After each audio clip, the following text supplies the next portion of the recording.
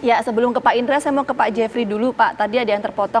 Pak Jeffrey, meskipun kita tahu ini perkembangan penyelidikan masih berlangsung, keterangan saksi masih terus dikumpulkan, tapi bagaimana untuk kemudian hasil otopsi terhadap jenazah, Pak? Baik, Bu. Terkait dengan hasil otopsi jenazah, pada saat itu hari Rabu setelah kami turun bersama dengan tim ke rumah korban, pada saat itu kami menawarkan atau kami menyampaikan ke keluarga korban, orang tua korban untuk dilakukan otopsi. Dilakukan otopsi, namun oleh pihak keluarga korban sendiri, orang tua korban sendiri, pada saat itu dia menolak untuk tidak dilakukan otopsi. Sehingga kami beberapa kali mengajak atau untuk memberikan pengertian kepada keluarga korban supaya yang bersangkutan atau anaknya saudara si Mantasya di otopsi pada saat itu. Namun oleh orang tuanya tidak setuju atau keluarga Mantasya tidak setuju, sehingga kami membuatkan berita acara penolakan otopsi pada saat itu. Sehingga jadi memang kami cuma melakukan visum luar pada saat itu, jadi untuk dilakukan otopsi tidak ada, Bu. Oke, apa alasan yang kemudian disampaikan pihak kedua orang tua ya Pak ya untuk penolakan terhadap otopsi ini? Jadi terkadang karena mungkin dari pihak orang tua atau keluarga korban sudah tahu penyebab kematiannya bahwa yang bersangkutan meninggal karena minum racun hama, sehingga dengan kasat mata sendiri dia pada saat dia temukan anaknya sudah terpelujur sudah meninggal di dalam kamarnya dengan mengeluarkan busa di mulut pada saat itu, terus ada sisa racun yang ada di gelas yang dia minum, sehingga dia meyakini bahwa inilah yang penyebabnya sehingga dia meninggal yang keracunan. Sehingga pada saat kami dari pihak Polres Goa untuk menawarkan untuk dilakukan otopsi pada saat itu, dari pihak korban tidak menyetujui dan membuat pernyataan untuk tidak keberatan untuk tidak dilakukan otopsi. Pak Jeffrey, tadi kan cerita soal curhat sama teman-temannya ya. Korban ini sempat curhat kalau hari Sabtu itu mau dimandikan gitu ya.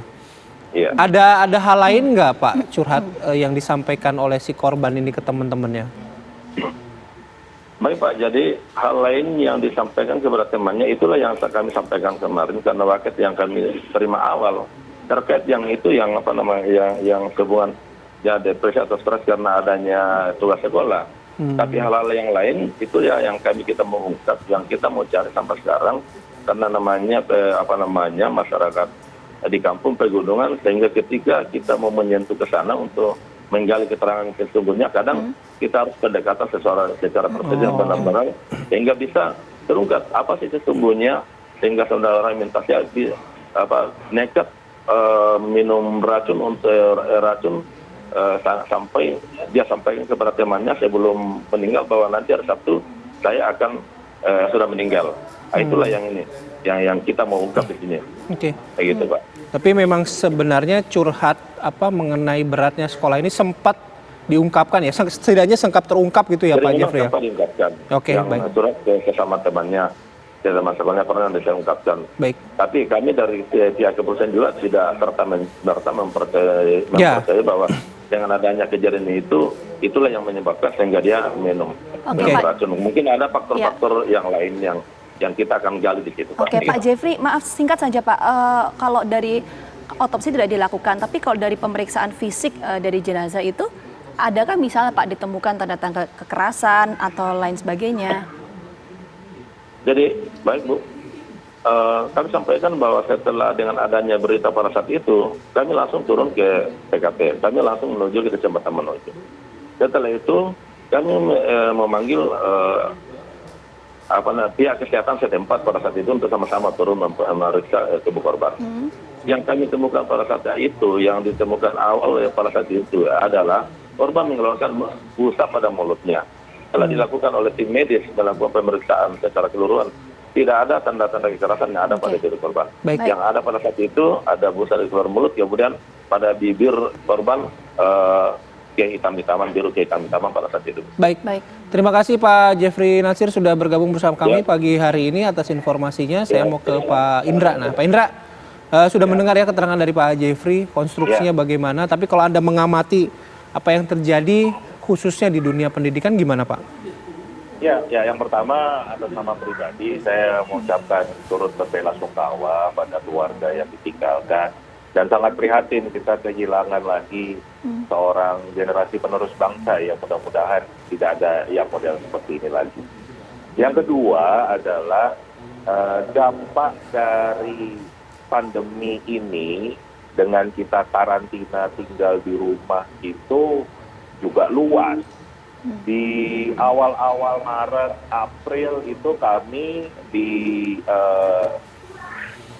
forum pendidik internasional itu selalu mendiskusikan dampak-dampaknya. Salah satunya adalah faktor psikologis yang memang tidak semua orang itu bisa betah tinggal di rumah walaupun bersama dengan keluarganya. Kami sudah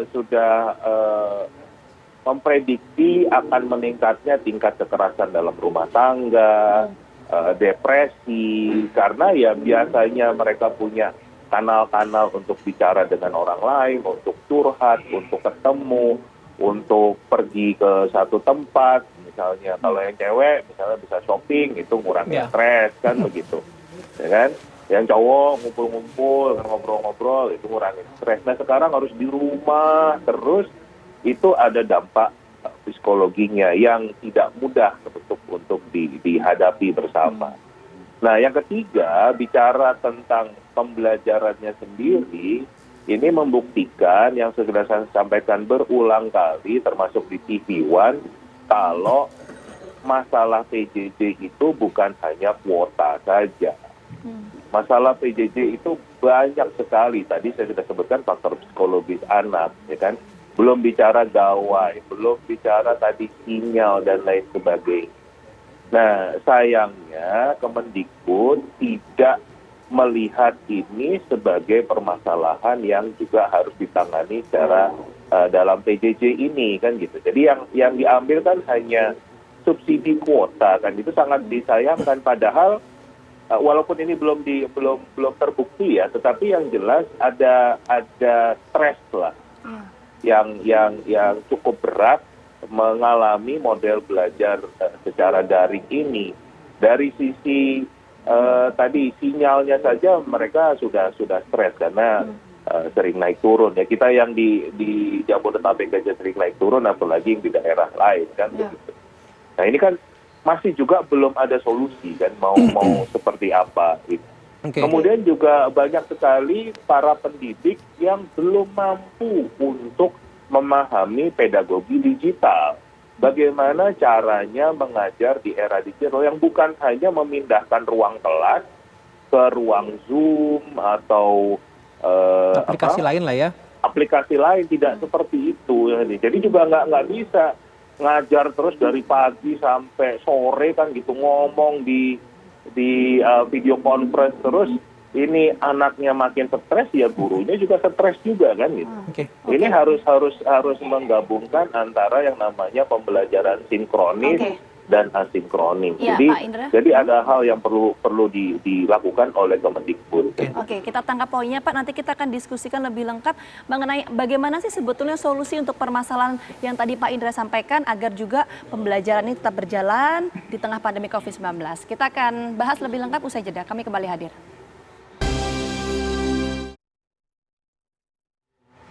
Ya, saya mau langsung lanjut ke Pak Indra. Pak Indra, kita tahu bahwa memperoleh pendidikan ini kan merupakan hak setiap warga negara tentu. Tapi di sisi lain ada berbagai macam persoalan. Seperti Pak Indra sampaikan ada akses untuk internet, kemudian juga psikologis pelajar ketika pembelajaran jarak jauh. Jadi solusi konkret untuk hal ini apa ya Pak ya?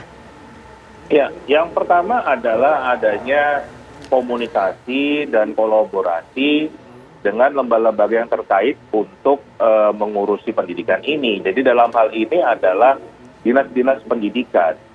Saya yakin komunikasi ke dinas pendidikan ini kurang sekali dari Kemendikbud. Jadi belum diinventarisir permasalahannya apa saja. Saya yakin daerah Papua kebutuhan PJJ-nya akan sangat berbeda dengan DKI. Tapi kan sekarang solusinya sama, semua dikasih kuota. Dan kenapa saya bisa mengatakan kalau komunikasinya itu pasti tidak berjalan baik? teman-teman media yang ngundang Kemendikbud aja susah banget. Itu kan yang proaktif nyari berita ya. Bagaimana mereka yang memang berjalan seperti apa adanya aja kan justru kita butuh Kemendikbud yang proaktif kan begitu, yang untuk bicara, kolaborasi, diskusi dengan mereka dan mengajak publik untuk ikut berpartisipasi menghadapi masalah ini. Contoh misalnya nih, daerah tertentu butuh bantuan gawai. Kan bisa diajak masyarakat yang punya gawai bekas, bisa mengirimkan gawai nggak kepakai lagi ke Kemendikbud. Nanti Kemendikbud akan ngirim kan begitu ke sini. Itu kan bentuk bagaimana kita bisa mengajak partisipasi masyarakat. Nah itu yang belum dilakukan sama sekali kan. Jadi nggak bisa komunikasi publik itu hanya dengan membuat video di Instagram pribadi misalnya, nggak seperti itu cara menjadi pejabat publik menurut saya. Kalau Pak Saiful terakhir gimana membungkus solusinya atau melihat permasalahannya, sama nggak perspektifnya dengan Mas Indra atau mungkin punya pandangan lain dengan apa yang terjadi saat ini? Hampir sama sebenarnya Mas Bayu, tapi yang pasti ya, terlepas nanti kita lihat motif bunuh diri dari Adinda Mantasya seperti apa, jangka pendek ini hampir pasti bahwa perlu penyederhanaan muatan kurikulum atau adaptasi kurikulum. Itu hampir pasti dan harus dilakukan jangka pendek ini. Karena itu ketika Kemendikbud memberikan 3 opsi, tetap dengan kurikulum yang sudah ada, kurikulum 13, kurikulum adaptasi, dan ada alternatif tergantung sekolah. Memang waktu itu kami sempat menyesalkan 3 opsi ini, yang lalu akhirnya sekolah-sekolah tetap mengambil rata-rata ngambil opsi ideal gitu, kurikulum 13. Nah kejadian ini, kalau memang tidak ada kejadian ini pun, setelah kami evaluasi dan mendengar dari berbagai keluhan publik, orang tua, siswa, masuki 10 bulan terakhir ini, sudah kita gunakan saja kurikulum adaptasi. Yang dimana di situ kontennya sudah disederhanakan, diadaptasikan, sudah nggak terlalu banyak padat konten. Ini menjadi penting ya, kalau tidak saya kira anak-anak akan semakin depresi di tempat di rumahnya masing-masing. Itu satu. Yang kedua, tentu sekali lagi kita mendorong Kemendikbud dengan berbagai permasalahan yang ada ini terus melakukan monitoring dan evaluasi.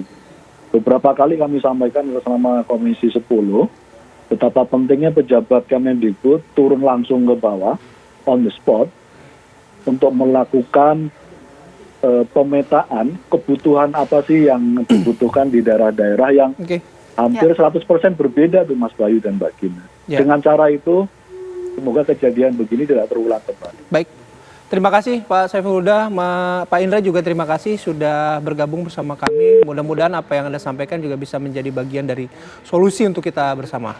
Assalamualaikum warahmatullahi wabarakatuh. Selamat pagi. Waalaikumsalam warahmatullahi wabarakatuh. Terima kasih Mas.